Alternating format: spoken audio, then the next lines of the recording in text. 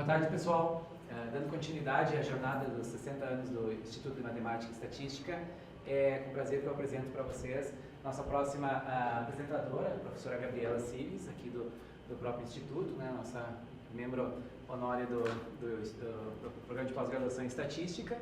A professora Gabriela, eu tive a oportunidade de fazer mestrado com ela, a gente fez mestrado em Matemática juntos, né, e fez doutorado na prestigiosa UCLA. E atualmente tem um projeto bem legal com gripe, né, trabalhando resolvendo problemas bem relevantes, né, relacionados à gripe.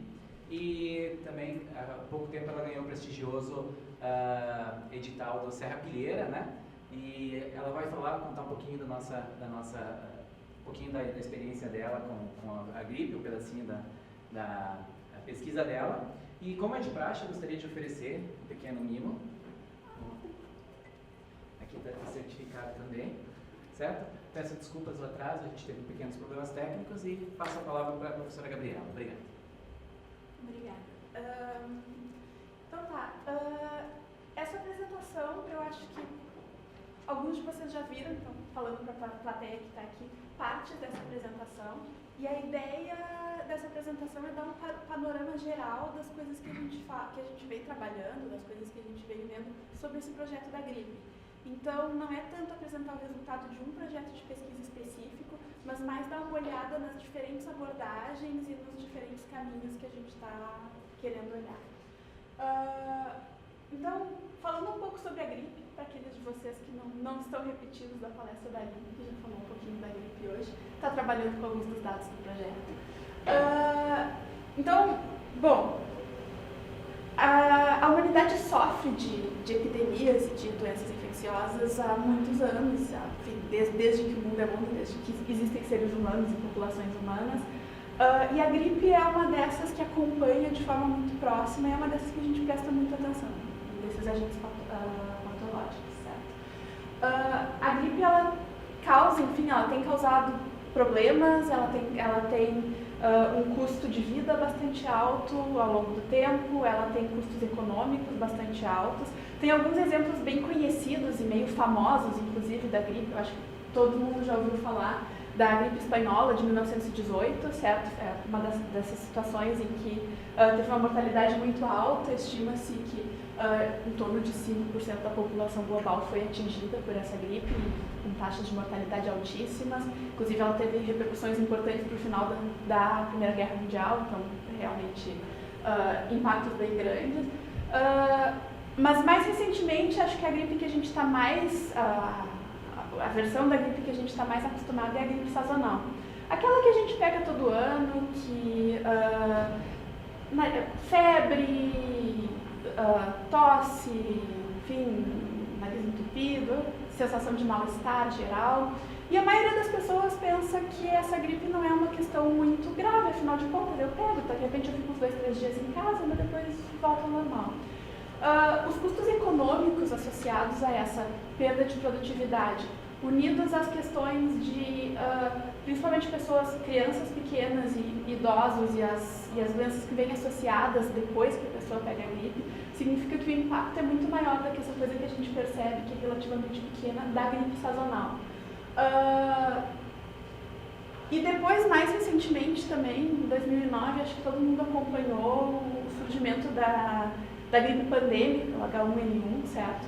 Também conhecida como gripe suína, que acho que fez bastante, tem bastante repercussão no noticiário. Então, esse é uma outra dessas incidências. E essa gripe que surgiu em 2009, a gripe H1N1, essa variante do H1N1 que surgiu em 2009, continua sendo uma das principais causadoras de problemas para a gente com a gripe hoje em dia. Então, quando a gente fala sobre a gripe, a gente está falando sobre o vírus influenza. Alguns de vocês já viram uma versão dessa figura hoje. A gente está falando sobre o vírus influenza. Ele é um vírus que a gente chama de vírus de RNA. É um vírus de RNA, o material genético dele é RNA, em vez do DNA que nós todos temos. O que isso quer dizer? O RNA é uma molécula menos estável do que o DNA em vários sentidos. E, portanto, o vírus de RNA ele tem taxas de mutação muito altas.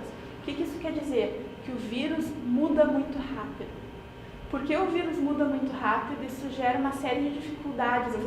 Por exemplo, eu vou montar uma vacina para o vírus que está circulando esse ano. O fato de que o vírus está mutando tão rápido significa que talvez a vacina que eu montei para o vírus que está circulando esse ano não vai ser efetiva para os vírus que vão circular ano que vem ou daqui a 2 anos. Então exige uma constante atualização, porque os vírus circulantes esse ano não são os mesmos do ano que vem. Isso é muito diferente de um sarampo, por exemplo, em que está protegido, pronto, pegou, ou tomou a vacina, ou pegou o sarampo, deu, está protegido, vai passar o resto da vida protegido, porque o vírus não muda tão rápido. Então isso é um dos fatores muito importantes, muito centrais na gripe, e a razão pela qual ela tem uma das razões pela qual ela tem esse impacto tão grande. Bom, tem vários tipos de gripe circulando por aí, e uma das coisas que é muito utilizada para distinguir esses tipos de gripe são essas duas proteínas que ficam do lado de fora do meu vírus aqui, a hemaglutinina e a neuraminidase. Essas duas proteínas, elas são super importantes para o processo de infecção do vírus. Então, quando o vírus entra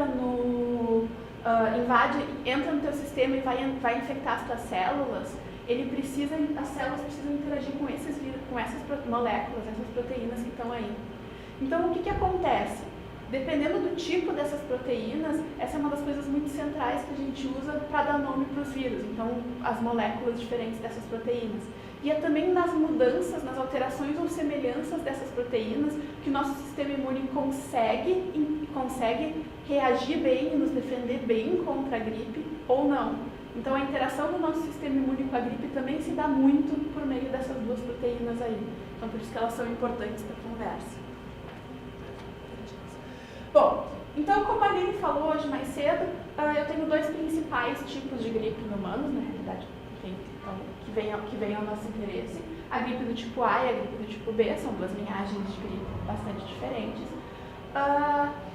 As gripes do tipo A, a gente dá nome para elas com base na molécula no H, na hemaglutinina, e no N, que é a neuraminidase. Então, tipos diferentes de molécula de H e N geram gripes, vírus ou linhagens de gripe que a gente dá nomes diferentes.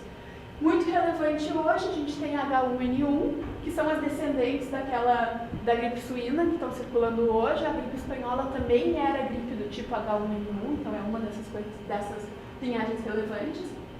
Também muito relevante para a gente é o H3N2, que nesse caso é a gripe sazonal, então é aquela que antes de surgir essa variante aí do H1N1, é essa gripe que acompanhava todos os anos, bem no inverno, etc. Certo? E tem alguns outros tipos de gripe relevante, H5N1, H7N2, de vez em quando a gente ouve falar alguma coisa delas no noticiário. Uma delas era a gripe aviária, que chegou a assustar como uma ameaça, enfim, não chegou a ter grandes resultados futuros. E no tipo B, a gente tem 2 linhagens que não são tão distintas quanto esses subtipos aqui, que são a linhagem Vitória e a linhagem Yamagata, que são 2 linhagens diferentes, são 2 subtipos da gripe. O que é mais relevante para infecção hoje em humanos? Na gripe A, o H1 e o H3, e na gripe B, Vitória e Yamagata. Então essas são as que a gente escolheu usar no trabalho, porque são as mais frequentes, são as mais relevantes, para acompanhar esse processo constante, sazonal de epidemias. Isso é uma conversa diferente de vai surgir um vírus novo da gripe, distinto, que de repente vem do reservatório animal ou alguma coisa assim. Isso é uma outra conversa, um outro tipo de estudo, que aí o que tu faz é olhar para essas linhagens diferentes que poderiam vir a surgir. Bom,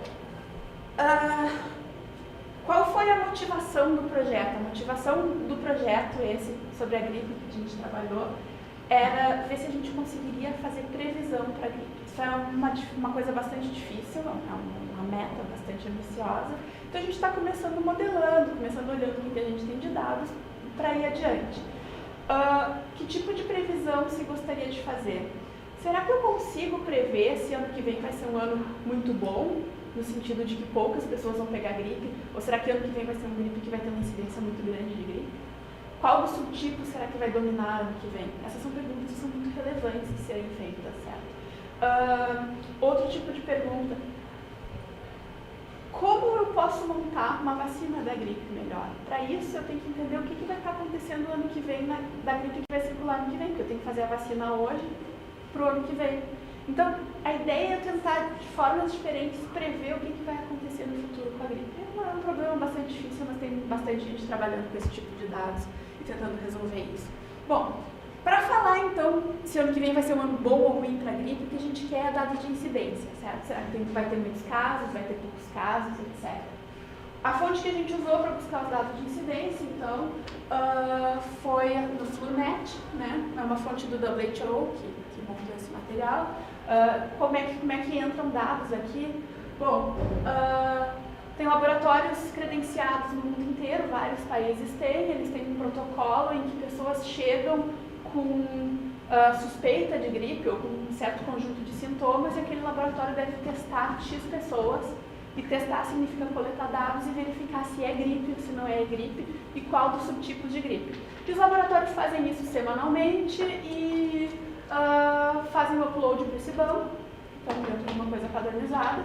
E com isso o que a gente consegue ver é o que vai acontecendo com o número de casos positivos para gripe.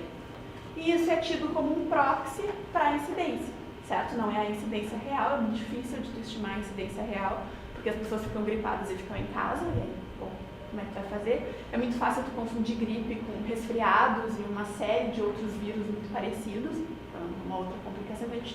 É difícil a questão da estimativa da incidência real, mas esse valor é um proxy bastante bom para, então, esse número de casos positivos, para trabalhar com isso. Então, o que tu consegue nos bancos é semanalmente, então isso aqui são dados de 2017 e 2018 aqui, e o que tu consegue nos bancos é semanalmente o número de casos testados positivos e não. Então, esses dados aqui são para o Brasil e eles estão coloridinhos por subtipo. Então, azul claro é H1N1, azul escuro é H3 e vermelhinho é B. Então, esse ano de 2017, no Brasil, foi um ano dominado pelo H1N1. E eu tenho uma proporção também razoável de B, principalmente nessa segunda onda de infecção aqui. Certo? Então, esse é o tipo de um dos tipos de dados que a gente quer trabalhar e é o dado que a Aline trabalhou e mostrou isso. O que eu consigo observar sobre esses dados se eu olhar para eles de uma outra forma? Bom, olhando para isso aqui, então, isso aqui são os casos positivos do Brasil, certo? Total de positivos. O que eu vejo? Eu vejo que tem alguns picos muito relevantes, e isso idealmente seria o que a gente gostaria de conseguir identificar. Será que o ano que vem vai ser um ano que tem um pico importante desses?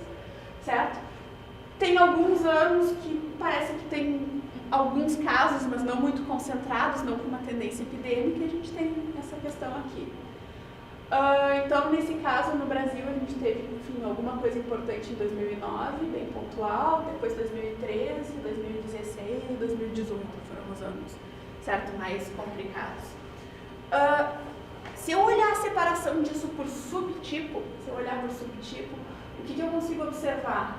Primeira coisa, esses picos são muito dominados pelo H1, certo, que é o azul escuro. Então, esses picos são normalmente anos que tem muito H1. O H3N2, ele é relevante nesse contexto mais basal aqui, por exemplo, que tem uma quantidade razoável de H3, que é o verdinho, mas ele não tem a mesma relevância. E o B é uma coisa mais recente, até 2013 a gente não tinha muitos casos de gripe B como dominando, então isso é um fenômeno um pouco mais recente. É difícil usar, digamos assim, uma questão histórica e assumir uma estacionalidade para a gripe B, é um pouco mais complicado de trabalhar com isso. Bom, uma outra coisa que eu consigo observar sobre esses dados é uma complexidade do Brasil. O Brasil, ele é um país que mistura o clima temperado com o clima tropical, certo? Ou subtropical, mas enfim, mistura um clima que claramente eu tenho estações do ano com o clima tropical. O que a gente observa na Europa, por exemplo, que tem um padrão bem temperado? A gente observa o seguinte, ó, eu tenho poucos dados. Por 2010 mudou o protocolo, então na realidade a gente vai querer olhar mais o que acontece depois de 2010, os dados anteriores a 2010 não são tão bons. Mas eu vejo que cada ano tem um pico. Esses picos acontecem no inverno, certo? Então acontecem nos meses de novembro, ou às vezes dezembro até fevereiro, esses picos coincidem com o inverno. E cada ano tem um pico. Às vezes é um pouco pior, às vezes é um pouco melhor. O que muda? H1 versus H3. Então eu vejo que na realidade os meus picos lá, eles são, a minha distribuição total ela é uma mistura, né, dos casos de H1 com os casos de H3, e que tem alguns anos, ó, por exemplo, 2010, o H1 predominou, 2010 foi logo depois do surgimento, né, o vírus surgiu em 2009, 2010 teve um pico super importante no número de casos do H1N1. Aqui, ó, 2017, o H3 predominou, então eu tenho esse tipo de mistura. No caso do Brasil é mais complicado, porque na realidade, se eu olhar para, acho que é melhor olhar para a anterior, se eu olhar para isso aqui, eu tenho um padrão de sazonalidade, mas ele não é tão bem determinado. Parece que eu tenho, a forma como eu consigo colocar isso é uma mistura, eu tenho uma mistura de anos que tem um componente epidêmico, ou seja, anos que tem esse componente de uma curva bem acentuada, bem marcada no inverno, no momento que a epidemia chega, né, que a questão mais grave chega no hemisfério sul, com um outro componente que eu vou chamar de endêmico, que é muito mais parecido com o que a gente observa em regiões tropicais, em que não costuma ter esses picos tão fortes e costuma ter uma quantidade mais ou menos mantida da gripe de forma contínua. Então, uma das formas que eu enxergo, talvez, como interessante para modelar isso aqui seria um modelo de mistura, em que eu tenho anos que eu tenho um componente endêmico, anos que eu tenho um componente epidêmico. E será que eu consigo identificar isso? Será que eu consigo, enfim, prever a probabilidade de componente endêmico, epidêmico, etc.? Então, isso é um projeto que eu acho interessante para se seguir aqui. A gente está começando a trabalhar com essas coisas, então não temos os resultados ainda, mas enfim. Então, isso é uma das ideias que dá para trazer disso. Outra coisa, o que eu posso estar interessada em usar? Eu posso querer usar os dados. O que eu posso usar para fazer essa previsão? Uma das coisas que eu posso usar para fazer essa previsão é os dados do resto dos outros países, das outras regiões do planeta, certo? Então eu posso usar os dados, enfim, da Europa, dos Estados Unidos, como a Aline estava olhando. Outra coisa que eu posso tentar olhar são características genéticas do vírus, ou outras características do vírus. Será que tem alguma coisa que eu consigo observar geneticamente no vírus antes de observar esses picos? Então essa é uma pergunta bastante interessante. Claro que não é uma pergunta que a gente criou, é uma coisa que já vem sendo trabalhada e utilizada na literatura, mas enfim, é uma dessas perguntas interessantes. E ninguém está estudando o Brasil, ou poucas pessoas estão estudando o Brasil. A maioria desses estudos são para dados globais, para picos nos Estados Unidos, na Europa, que é onde tem mais gente trabalhando. E tem uma dinâmica bem diferente o que acontece aqui e o que acontece lá por causa de um padrão global. Vou falar um pouco mais desse padrão global. Bom, eu estou querendo falar sobre caracterização genética, então vamos olhar um pouco o que são esses dados genéticos e como que eu vou trabalhar com a genética nesse contexto. A ideia é que se eu tenho esses vírus de RNA, o RNA, que nem o DNA, é composto por aquelas basezinhas A, C, T, G, troca o T por U, mas como o alfabeto funciona igual, então eu tenho as minhas basezinhas, e o RNA também vai ter, as minhas sequências, elas vão ter similaridades e diferenças.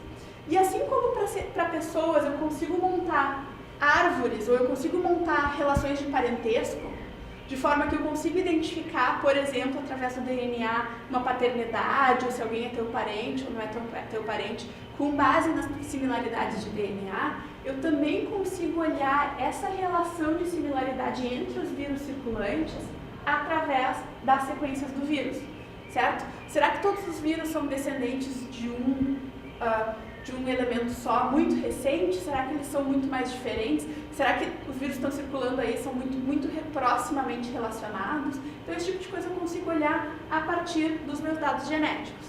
Qual é a forma desses dados genéticos? Então, os dados genéticos que a gente puxa saem do site do NCBI, que é um outro desses bancos enormes de dados. Nesse caso, são dados de sequências, de quase tudo que tu puder imaginar, mas eles têm uma parte designada para a gripe.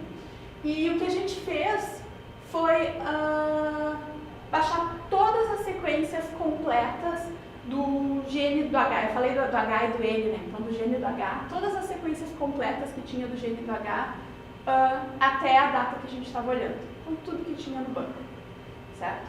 A gente baixou tudo que tinha no banco, embora eu não vou falar sobre as sequências de 1980, porque aí tem uma, duas, não consigo fazer muita estatística nisso, vou começar a olhar a partir de 1990 os dados. Mas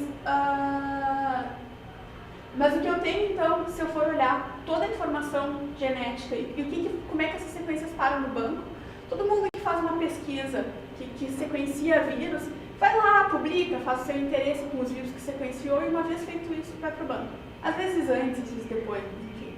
Então é um desses esforços colaborativos.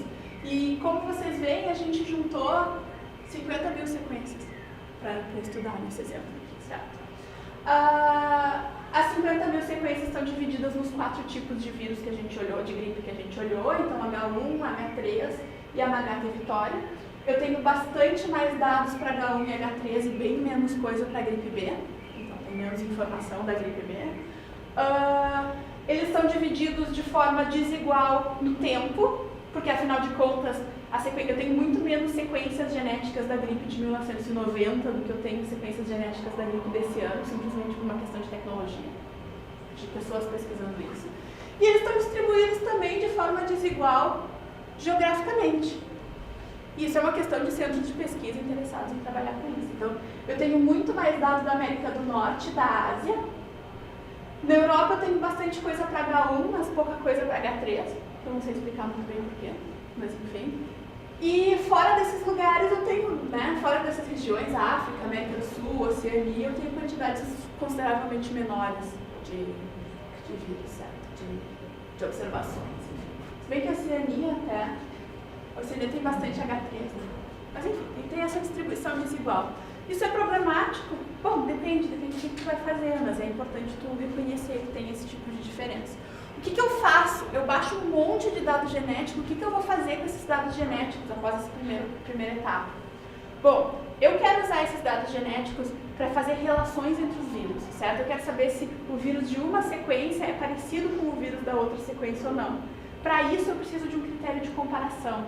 Como que eu posso comparar uma sequência com a outra? Bom, a primeira coisa que eu faço para comparar sequências é uma etapa que a gente chama de pré-processamento, que é o alinhamento. Então eu preciso descobrir se esse A que está na sequência 1, ele é equivalente ao A que está na sequência 2. Eu preciso descobrir essas equivalências, porque aí eu consigo fazer comparações. Eu consigo ver, por exemplo, que nessa posição, esse e esse são mais parecidos, porque todos eles são T, e esses aqui são diferentes. Eu consigo calcular distâncias aqui. Eu consigo pensar em modelos que falem sobre as probabilidades de eu observar mutações com base nesses dados. Então, bom, para isso eu preciso desse alinhamento. O alinhamento também dá conta de uma outra coisa, porque o DNA ele sofre alguns tipos de mutações, ou o RNA, enfim. As mutações de substituição, que só troca uma das letrinhas, mas tem as deleções também. Então tem situações em que eu tenho uma sequência e de repente uma base desaparece. Se aquela base desapareceu, a sequência junta, eu deletei uma das bases que estava ali no meio no lugar, e ao deletar uma dessas bases, bom, agora eu perdi a equivalência. Por isso que eu preciso fazer esse alinhamento, porque não é só descobrir se eu encaixo aqui, aqui ou aqui, mas será que eu tenho que abrir um buraco no meio da minha sequência para conseguir fazer o encaixe? Essa etapa do alinhamento é uma coisa bastante padrão em biologia molecular, já que é trabalhada há bastante tempo. Tem uns algoritmos bem interessantes que fazem isso. Mas isso é uma etapa de pré-processamento que foi feita, então. Ela normalmente funciona, é algo relativamente tranquilo de fazer com 10 sequências, com 100 sequências, com 50 mil sequências, um pouquinho mais complicado. Mas, enfim, tem alguns programas que fazem para esse conjunto de dados. A gente não alinhou as 50 mil, porque elas são de tipos diferentes, a gente alinhou todas as Yamagata, não, na verdade a gente alinhou todas as B, depois todas as H1 e todas as H3 separadas, senão os alinhamentos não funcionariam muito bem. Mas ainda assim são grupos muito grandes. Foi isso que a Rafa fez no TCC dela, entre outras coisas. Tá. Bom, aí, uma vez que eu tenho isso, o que eu quero fazer com esses dados? Bom, uma das coisas que eu quero fazer com esses dados é verificar qual é a diversidade genética do vírus. Por que eu estou querendo estudar a diversidade genética do vírus? Bom, existe uma ideia de que, uma hipótese de que, se a diversidade do vírus é muito grande, nesse caso, eu tenho um pool de variantes maior e isso pode preceder um ano que é ruim. Afinal de contas, alguma dessas variantes diferentes, dessa diversidade grande que eu estou observando, pode ter um impacto sobre essa incidência que vem logo em seguida. Então, a ideia de utilizar a informação genética para fazer essa previsão com base na ideia de diversidade. E aí eu preciso pensar em formas de caracterizar a diversidade do vírus. A primeira forma, que foi a forma mais simples que a gente olhou para caracterizar essa diversidade,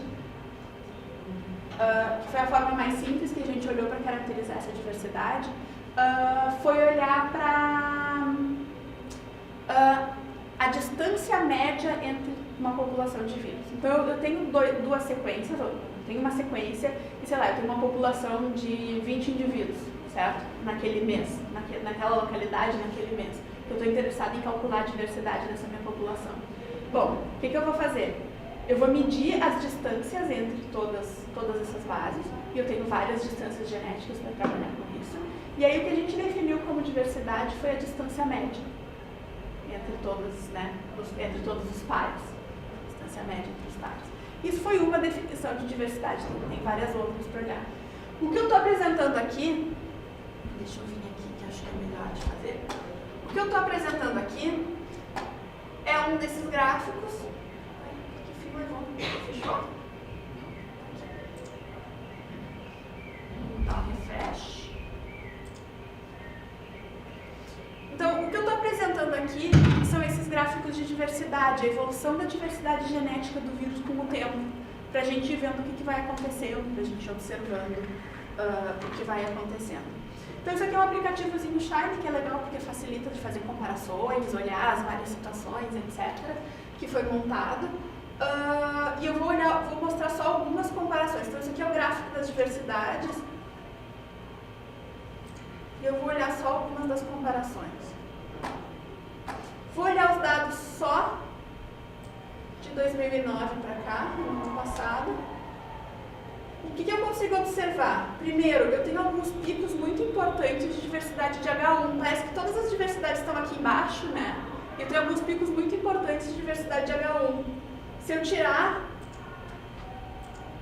as gripes B, eu consigo ver o quê? Que o H3, ele até tem um ou outro pico de diversidade, mas os valores variam muito menos. E no H1 eu tenho alguns picos, ó. Isso aqui não me interessa, porque foi calculado com base em 3 sequências. Não estou acreditando muito nessa diversidade de 3 sequências. Então, vamos olhar para os dados mais confiáveis aqui. Então, agora sim, agora tem 400 sequências, já dá para acreditar um pouco mais nessas diversidades. Então, olha só, esse aqui é o pico de diversidade de H1N1 em 2009. 2009 foi quando surgiu a nova linhagem o vírus pandêmico, que é uma variante bem diferente. Por que a diversidade é grande? Porque durante esse período eu tinha circulando o H1 anterior e o H1 novo, que é muito diferente. Então, como eu tinha essa diferença grande, eu tenho um momento de diversidade muito alta observado aqui, certo? Então, eu tenho a invasão do novo tipo de H1, da nova linhagem. Bom, o que mais eu consigo observar em relação a isso? Sumiu de novo, apareceu tem menos de 18 sequências, por isso que surgiu, deve ter umas 15. Mas eu tenho um outro pico importante aqui, em 2015 aproximadamente. Ah não, esse aqui é o isso. Eu tenho um pico importante aqui em 2015. Se vocês voltarem naqueles gráficos lá, esses são 2 anos que precedem os picos brasileiros. São 2 anos que eu estou observando esses picos aqui e precedem os picos brasileiros de número de casos. Então, pelo menos uma inspeção visual tem uma relação. A gente ainda não conseguiu ligar essas coisas no modelo, mas pelo menos numa inspeção visual a gente consegue identificar que tem uma relação entre essas variáveis. Então, eu acho que é muito interessante observar isso aqui. Tem algumas outras coisas interessantes que a gente consegue ver aqui, por exemplo, comparando com o continente. Embora eu tenha dados geográficos de muitos lugares, se eu quisesse usar os dados da América do Sul, se eu quisesse usar os dados da diversidade na América do Sul para fazer qualquer coisa com o Brasil, não seria possível, né? Eu tenho quase nada de dado da América do Sul. Agora,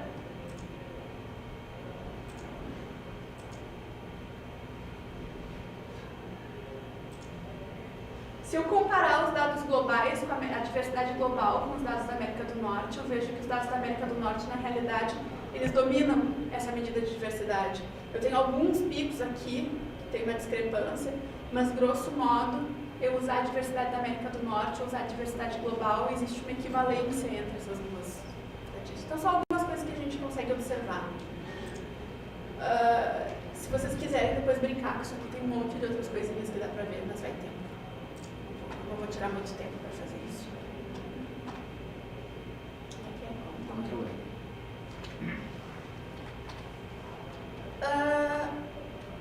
O que foi feito, então, só para fazer uma propaganda? A Aline começou a olhar relações entre isso, certo? Ela olhou o que estava acontecendo com vários modelos, vocês devem ter visto hoje, então eu não vou entrar em muito detalhe. Mas o que eu achei interessante foi isso, que ela conseguiu achar uma relação significativa entre os dados genéticos, de diversidade genética, e o número de casos em H1 no Brasil. Os dados de diversidade genética considerando todos os continentes juntos, e os dados de diversidade genética na Ásia, que tem uma repercussão bem interessante. E eu acho que isso é um passo interessante nessa observação. O que é curioso é que a gente conseguiram achar isso para H1, para H3, mas não para H1. E a gente está vendo aquelas coincidências bem interessantes no H1. Então isso é uma coisa que a gente ainda precisa refinar, porque, dadas as coincidências existentes, né, deveria se observar alguma coisa. Bom, falando em caracterização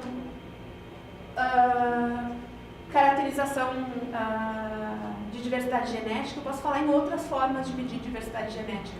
E uma forma que é interessante de medir diversidade genética é através do mapa genético da gripe.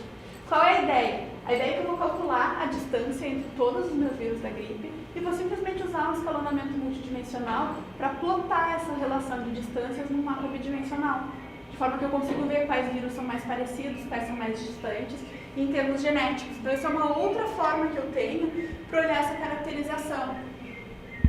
Isso aqui eu consigo mexer no aplicativo também, mas eu acho que não vou gastar tempo com isso agora. Se vocês quiserem depois brincar com o aplicativo, dá para brincar com os vírus e dá para olhar o que acontece em H1, H3, então, em todos os elementos. Esse aqui é o mapa do H3. O que a gente observa? Então aqui tem tempo, ó, essas aqui são as sequências de 80, 90 e 1990, acho que é a primeira data. E aqui em cima estão as sequências de 2012, 18, que é os últimos dados daqui. O que a gente observa? Que tem uma evolução temporal acontecendo aqui. O vírus está cada vez ficando mais diferente, se afastando mais e mais dele mesmo. Nesse mapa aqui está ruim de ver, mas eu tenho uns agrupamentos aqui, são 18 mil sequências que estão plotadas aqui com uma transparência bem alta. Então eu tenho uns agrupamentos aqui, que dá uma ideia de um conjunto de vírus que nessa direção principal, nesse componente de variância, vamos chamar assim, eu tenho a evolução que é relevante, porque a evolução ao longo do tempo está acontecendo aqui, e a evolução que acontece nessa outra direção, nesse outro componente de variância, é menos relevante para o processo longo prazo do vírus, então para onde que o vírus vai ano que vem. Então essa relação é uma coisa interessante. O que eu consigo usar isso aqui? Bom, uma das coisas que eu posso fazer é calcular variância, calcular diversidade com base na variância dos vírus de um ano nesse mapa. Isso é uma outra forma de eu quantificar a diversidade em relação às principais direções de variabilidade, certo? Que é uma medida de diversidade interessante. Uma outra coisa que eu posso usar esse tipo de mapa é para tentar descobrir para onde que o vírus está indo. Por que eu quero descobrir para onde que o vírus está indo? De novo, eu quero descobrir onde é que vai estar a minha vacina do ano que vem. Então, eu quero identificar qual é a direção que vai para o ano que vem, qual é o vírus que representa melhor a direção que vai acontecer ano que vem. Enfim, como a gente já começou tarde, eu não vou seguir isso aqui. Certo? Então, então dá para medir outras formas de calcular as diversidades. E uma das outras formas que eu posso calcular essas diversidades também é a diversidade filogenética, certo? Então, vou fazer o seguinte, eu vou falar um pouquinho sobre essa questão filogenética, porque eu acho que ela é bem interessante. Certo? Então, qual é a ideia? A ideia é a seguinte, eu tenho um conjunto de sequências, e através do meu conjunto de sequências, eu quero descobrir qual é a relação entre os indivíduos de onde essas sequências saíram. Se a gente substituísse meus indivíduos e em vez de ser vírus, eles fossem, sei lá, o gato, o cachorro e, sei lá, o ser humano, eu poderia tentar descobrir, por exemplo, será que o gato é mais próximo do cachorro ou o gato é mais próximo do ser humano? E eu posso usar um diagrama desses, que é uma árvore, para representar essa relação. Essa árvore é a árvore filogenética. Qual é a ideia? A ideia é que isso aqui é uma representação temporal do que acontece. Então, algum momento lá no passado, eu tinha o meu ancestral comum do gato, do cachorro e do ser humano. Em algum momento ele deixou descendentes, e esses descendentes, então, um veio para esse lado, que deu origem a essas linhagens que estão aqui, e o outro veio para esse lado, que deu origem para essas linhagens que estão aqui. Então, essa árvore, ela é uma reconstrução do processo histórico. Certo? Essa aqui é a ideia, ela é uma reconstrução do processo histórico. Como que eu construo essa árvore? Bom, eu preciso estimar ela a partir dos meus dados. Como que eu faço essa estimação da árvore? Bom, então, o que eu faço? Vou pegar uma posição do meu alinhamento que está lá, uma daquelas posições. Uma das posições do meu alinhamento. Vamos dizer que naquela posição a primeira sequência tinha um T, a segunda tinha um C, depois A, C e C. Vamos dizer que essa é a relação. Qual é a ideia? Eu gostaria de construir uma árvore que melhor representa, ou que dá uma melhor probabilidade, verossimilhança, certo? Para essa distribuição que está aqui. Então, o que eu quero fazer? Eu quero construir uma função de verossimilhança que descreve a evolução dessas bases aqui nessa estrutura de árvore que está aqui. Como que se constrói essa verossimilhança? Bom, primeira coisa que a gente pensa, a gente precisa de um modelo que me diz qual é a probabilidade de que, sei lá, se 500 mil anos atrás no meu ancestral eu tinha um C, qual é a probabilidade de que hoje eu tenha um C naquela mesma posição? Ou qual é a probabilidade de que aquela mesma posição mudou para T? O que a gente usa? A gente usa cadeias de Markov para fazer isso. Então, nesse caso, uma cadeia de Markov a tempo contínuo, ali minha matriz de transição, o modelo mais simples possível, que diz que todas as bases mutam para todas as bases com a mesma probabilidade. Com base nisso, eu consigo calcular as minhas probabilidades de observar uma mutação num tempo T fixo, porque eu tenho minha matriz infinitesimal lá, então eu tenho uma matriz de transição aqui. E com base nisso, eu consigo calcular a verossimilhança da árvore. Por quê? A verossimilhança da árvore é a probabilidade de, nessa árvore aqui, eu observar essas sequências. Bom, o que eu tenho? Eu tenho uma sequência, se eu conhecesse quais eram as sequências no 0, 6, 8 e 7, 0, 6, 8 e 7, se eu conhecesse as bases, vamos dizer que eu sei que todo mundo aí é A, todos esses aí de cima são A.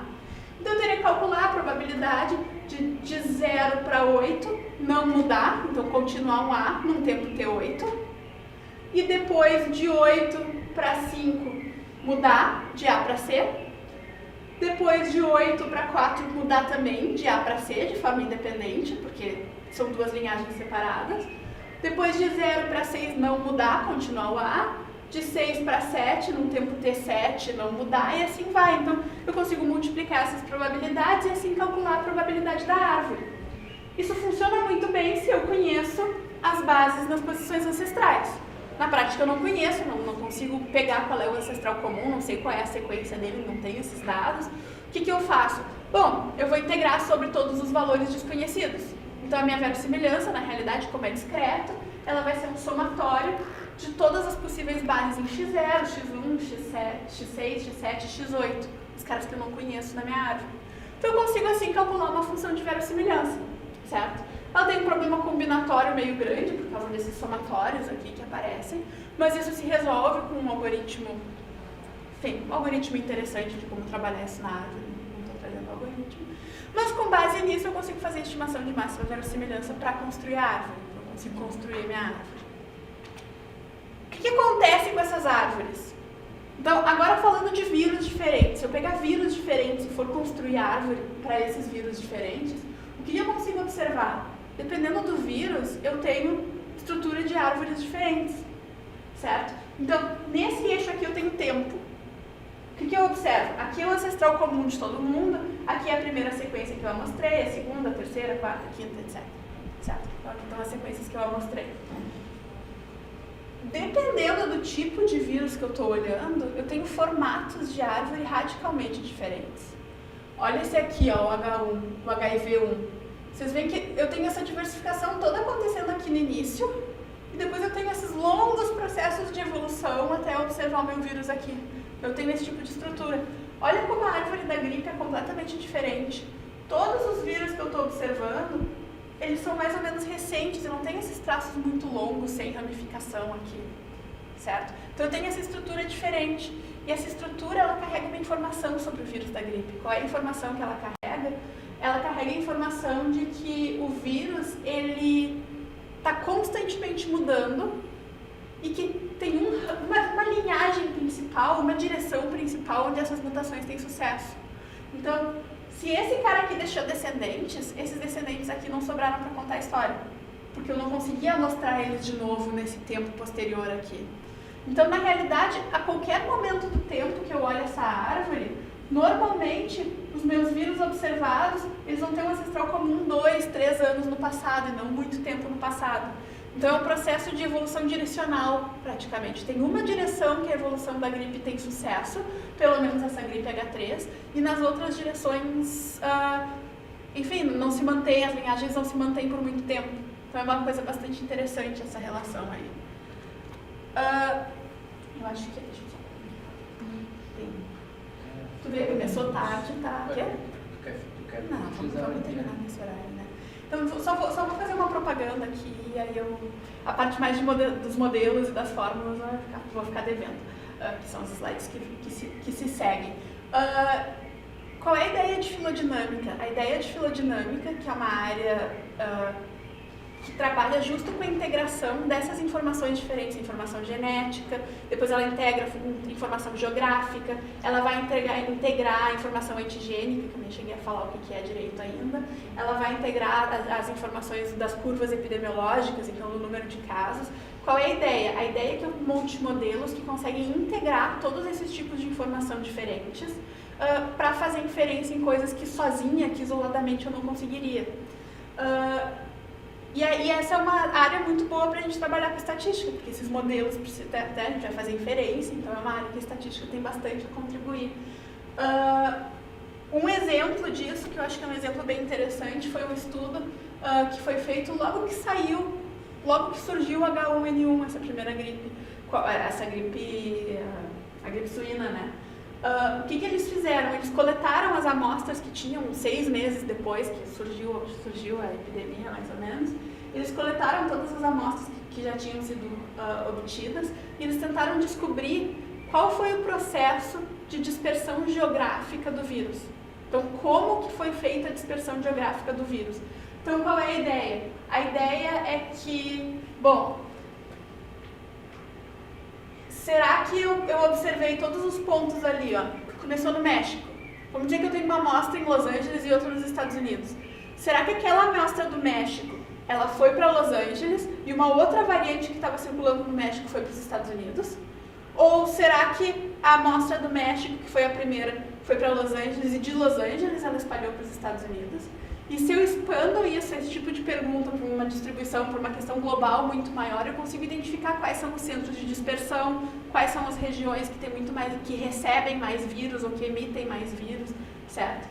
E o que eu tenho, e o que eles fizeram realmente foi fazer uma reconstrução de um grafo que me diz quais são as principais conexões entre os lugares amostrados. Então, quais são os lugares que são ligados epidemiologicamente, quais são os lugares que não são ligados epidemiologicamente. E uma reconstrução temporal também, usando a estrutura dessa árvore, sobrepondo ela, tentando reconstruir, bom, esse ancestral comum, onde é que ele estava, aquele ancestral comum, onde é que ele estava. Eles conseguiram fazer essa reconstrução aqui. Isso aqui é um modelo de filogenia bayesiana. Vou só botar o vídeo, porque esse vídeo é legal. Tá?